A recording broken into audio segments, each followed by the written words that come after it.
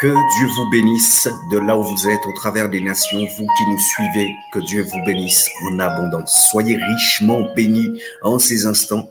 Nous allons partager une parole de grâce, une parole qui va nous faire du bien et qui va nous permettre de croître dans l'intelligence et dans nos vies spirituelles. Mes chers bien-aimés, nous venons parler du péché et de la sanctification. Vivre selon la grâce de Dieu. J'ai entendu quelqu'un aujourd'hui dire que le péché n'existe plus parce que nous vivons sous la grâce de Dieu. C'est quelque part vrai, mais pas totalement. Mes chers frères et sœurs, aujourd'hui, je désire partager avec vous une courte prédication sur le sujet important du péché et de la sanctification. Il est essentiel de comprendre que, oui, le péché, en effet, n'est pas mort, il existe toujours. Même si nous sommes sauvés par la grâce de Dieu à travers notre foi en Jésus-Christ, beaucoup de personnes peuvent être tentées de croire que la sanctification n'est pas nécessaire et que nous pouvons continuer à vivre avec nos mauvais comportements, nos mauvais caractères. Mais, hélas, la parole de Dieu nous enseigne que nous devons naître de nouveau et rechercher la sainteté dans nos vies. Afin d'appuyer mes propos, nous allons tout de suite partir dans les Écritures, dans le livre de Romains 7, versets 7 à 8. Romains 7, versets 7 à 8. Nous lisons ensemble. Je lis dans le nom de Jésus. Que dirons-nous donc? La loi est-elle péché? Loin de là. Mais je n'ai connu le péché que par la loi. Car je n'aurais pas connu la convoitise si la loi n'eût dit « Tu ne convoiteras point ». Et le péché, saisissant l'occasion, produisit en moi par le commandement toutes sortes de convoitises, car sans loi, le péché est mort. On relit. Que dirons-nous donc? La loi est-elle péché? Loin de là. Mais je n'ai connu le péché que par la loi. Car je n'aurais pas connu la convoitise si la loi n'eût dit « Tu ne convoiteras point ». Et le péché saisissant l'occasion produisit en moi par le commandement toutes sortes de convoitises. Car sans loi, le péché est mort. Mes bien-aimés, afin que nous puissions bien comprendre la profondeur de ce verset, nous allons prendre une situation et un cas concret, un exemple. Alors, prenons un moment pour réfléchir à nos propres vies, à nos propres expériences. Combien de fois avons-nous été confrontés à des tentations, à des convoitises ou des mauvais comportements?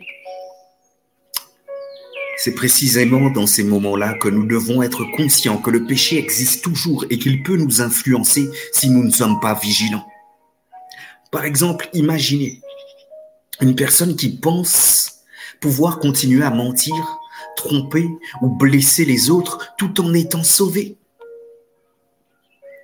Nous servons et nous appartenons à un Dieu juste et à un Dieu d'ordre. Ceci est une erreur de compréhension de la grâce de Dieu si quelqu'un pense qu'il peut et qu'il pourrait être sauvé dans cet état-là. Nous devons naître de nouveau. Nous devons comprendre que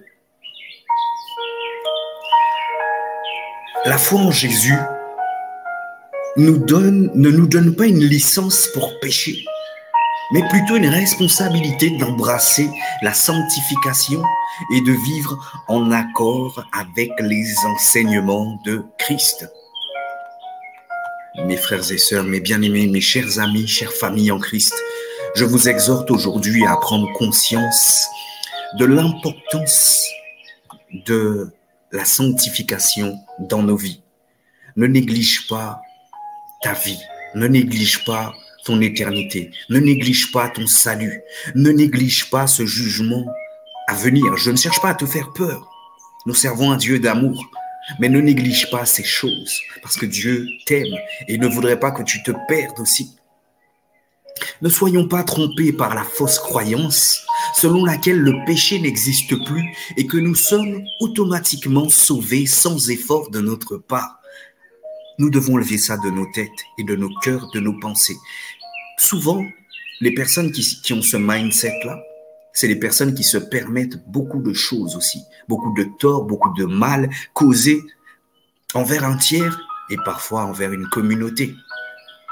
Voyez-vous, les choses de Dieu ne ressemblent pas aux choses du monde. Il y a un verset biblique qui dit « Qu'y a-t-il entre la lumière et les ténèbres ?» Rien. Nous sommes de Dieu. Nous devons refléter et exprimer les fruits de l'esprit. Et les enfants du ténèbre, les enfants du monde expriment les fruits du monde. Il doit y avoir distinction entre les enfants de Dieu et ceux de ce monde. Et si nous voulons éclairer toutes ces âmes qui se perdent, nous devons reconsidérer nos vies, notre salut. La grâce de Dieu nous offre le pardon de nos péchés. Il nous donne le pardon de nos péchés, mais cela ne signifie pas que nous pouvons et que nous devons continuer à vivre dans le désordre, dans le péché. Au contraire, soyons des témoins de l'œuvre de Dieu en nous, en recherchant la sanctification quotidienne et en permettant à l'Esprit Saint de nous transformer à l'image de Jésus-Christ. Que nous soyons des exemples vivants de la puissance transformative de l'Évangile dans nos vies. Que la présence de Dieu devienne palpable, réelle sur toi qui écoutes ce message maintenant. Ô Saint-Esprit, fais ton œuvre, accomplis ton œuvre. En conclusion, mes chers frères et sœurs, rappelons-nous que le péché existe toujours, mais par notre foi en Jésus-Christ, nous avons le pouvoir de vaincre le péché et de vivre selon la volonté de Dieu. Ne négligeons pas la nécessité de la sanctification dans nos vies. La parole de grâce nous dit que sans la sanctification, nul ne verra Dieu. C'est vrai, des fois, je ne t'ajoute pas les références bibliques comme maintenant, mais tu peux aller creuser, chercher même sur un moteur de recherche. Tout ce que je te dis vient de Dieu et de sa parole. Soyons conscients de nos propres faiblesses, de nos tentations, de nos mauvais caractères, de nos axes d'amélioration. Reconsidérons nos vies, notre salut, et permettons à Dieu de régner dans nos cœurs, afin que nous puissions naître de nouveau. Il y a un épître qui dit « Ce n'est plus moi qui vis, mais Christ en moi ». Donnons-nous entièrement, totalement, demandons à l'Esprit Saint de nous guider sur le chemin de la sainteté et de nous aider à abandonner nos mauvais comportements et nos mauvais caractères. Que notre vie soit un témoignage vivant de l'amour et de la grâce de Dieu qui opère en nous. Gloire à Jésus, notre Sauveur et notre Seigneur. Alléluia.